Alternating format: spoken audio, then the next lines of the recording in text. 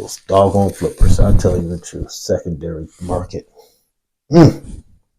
All right, bourbon lovers, welcome to another episode of the Bourbon Shop. My name is Keith, and I am excited to present Elijah Craig 18-year-old bourbon. Man, I gotta think it's special, and we're gonna see, is it worth the MSRP? Not even thinking about talking about the secondary price.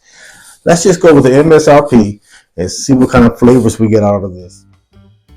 The Elijah Craig Single Barrel 18-year came out in 2015. And Elijah Craig has been putting out some pretty high age bourbon for a little while. Back in, I think it's 2011, the fall 2011, it introduced Elijah Craig 20-year-old, but it was only at the distilleries.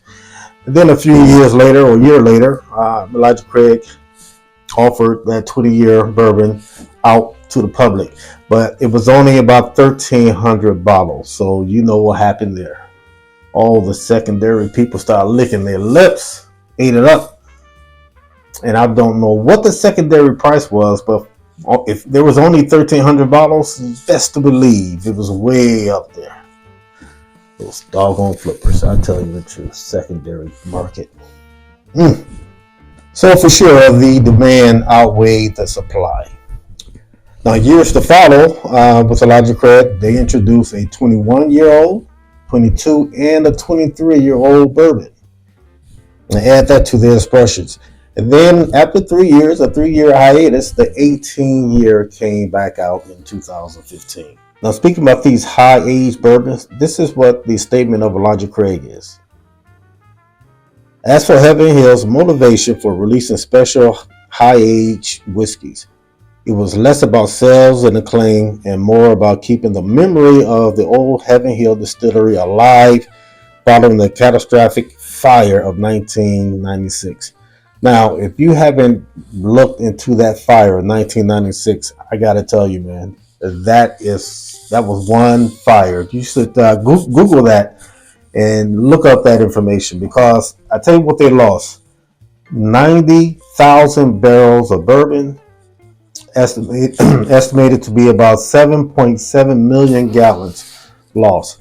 So that was a lot of bourbon lost.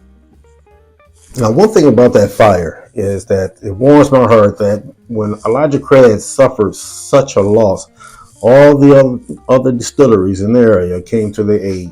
I mean, they helped them to rebuild. They donated, not in a sense of donating, but allowed them to use their warehouses to store their bourbon and to help them to restart. And that's the bourbon community. That's why I'm so happy to be part of it. It just brings you together. You know, it's really something. So that really warms your heart. So if you get a chance, look up that fire of 1996, Elijah Craig, devastated. So let's get into the bourbon. Now, this is actually 90 proof. It's been watered down to 90, and the MSRP on this is $150. If you can find it for $150, MSRP $150. So we're going to look at it that way. Is it worth the $150? This is 18 years age of goodness, and as the statement says, it could be 20 or 21 year age in here. Now, I'll tell you right now, this is not a shy nose. You get something right away. You know, some bourbons, you got to keep inhaling and trying to pull things out. First thing that comes out of here is a lot of caramel, a lot of spice, some oak, this slight campfire smell. You know, Elijah Craig is really known for its sweetness with a high percentage of corn. This nice sweet frosting type, a hint of like a butterscotch frosting,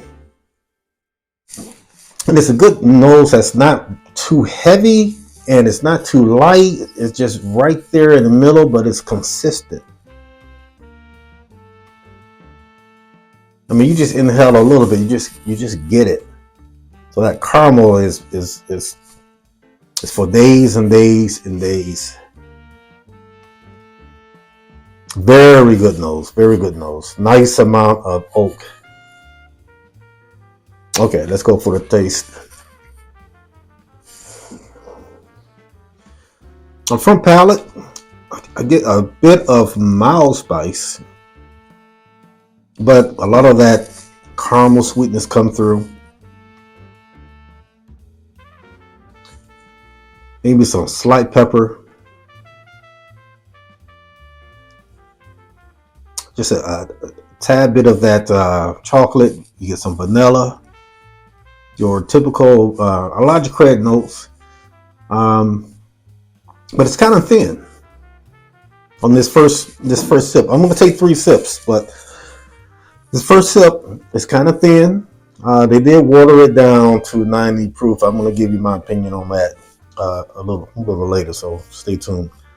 So let's go in for a second sip. Okay.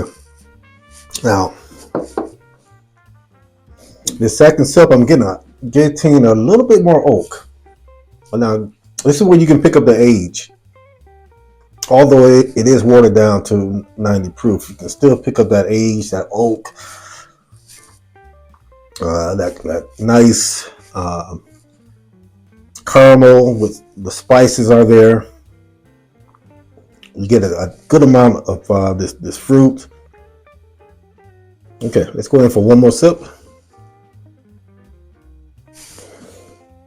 Okay, so on this third sip, I still get those typical notes, that caramel, spice, butterscotch, caramel.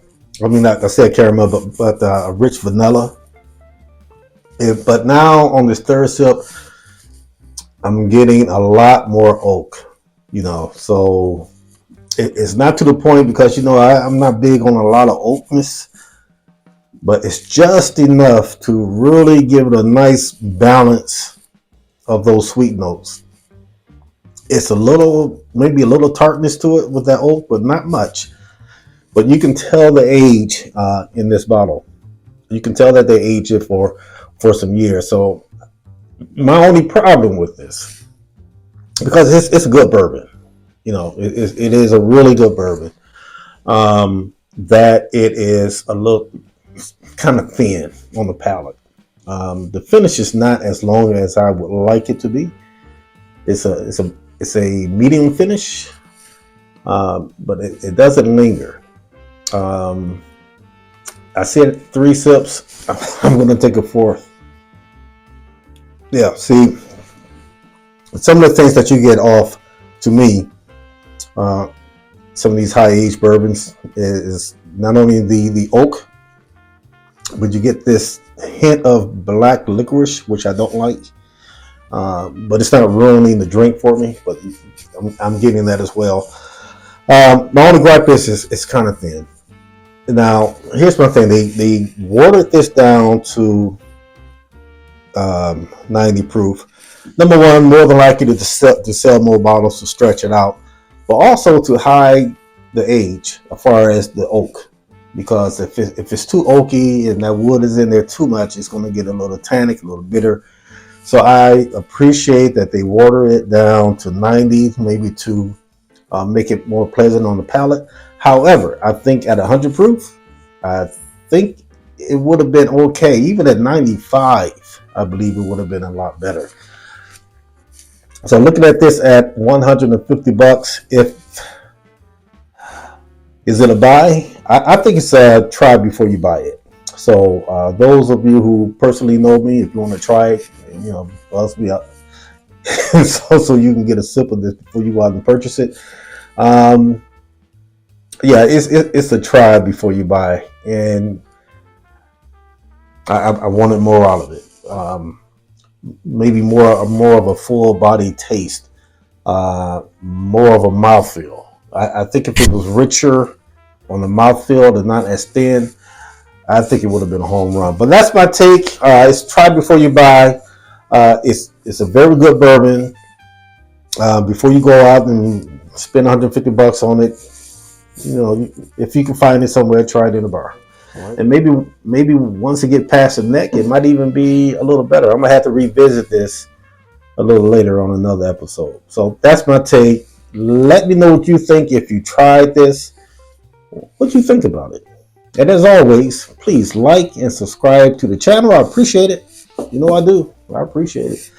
And as I always say, the best way to enjoy your bourbon is to drink it the way you like to drink it. The best way to drink it is always in a responsible way. And that doesn't include tequila with lemon and licking your body parts and all that kind of stuff. Stop that. Stop it. Enjoy your bourbon.